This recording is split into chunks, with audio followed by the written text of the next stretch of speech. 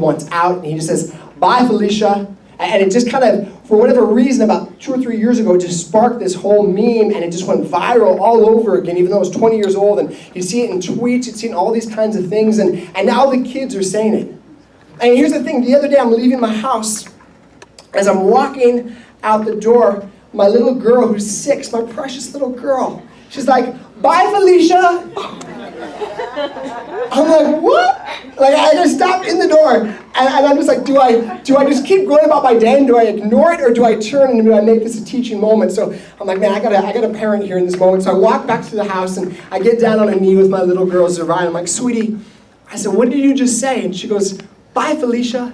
I said, "Honey, why did you call me Felicia?" And she goes, "I don't know, Dad, the kids are just saying it. All my kindergarten friends are saying it." I was like, all right. I said, "Well, honey, let me explain. Do you know what that means?" She goes, "No, it's like a goodbye, right?"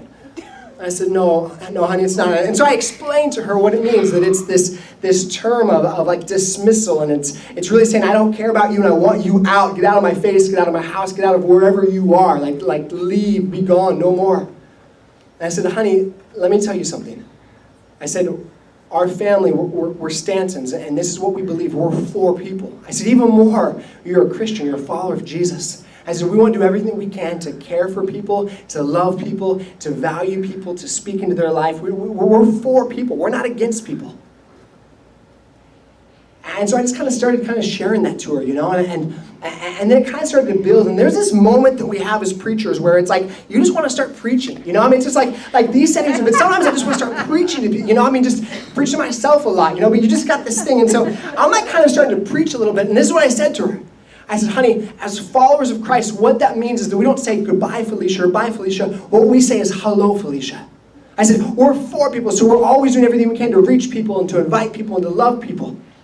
And I'm like, man, this is good. Like, this will preach right here. Like, this is like I'm going to work this into a message for mission at some point, And I'm having that conversation, and this is what my daughter says to me. She goes, "Dad, does this now mean that I can't say peace out Girl Scout either?" I was like, "How do you know? You can say that."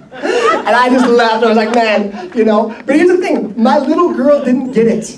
She didn't get how, as followers of Christ, we want to do everything we can to be for people, to be pro people, to be doing everything we can to come get Jesus to people. And so here's the thing this morning. What Philip caught was this, and it's the title of this message. If you're taking notes, if you're not, start taking notes. But the title of this message is simply "Hello, Felicia." And it's this. It's what we see in this moment with this man and this heart. Because here's what you have to see about Samaria. Here's what Philip got. The Samaritans were so hated by the Jews.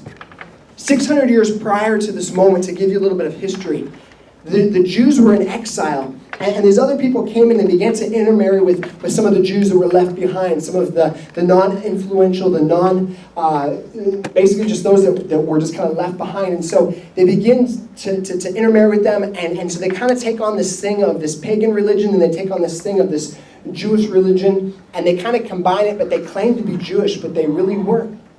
The way that they worshipped, the way that they lived, it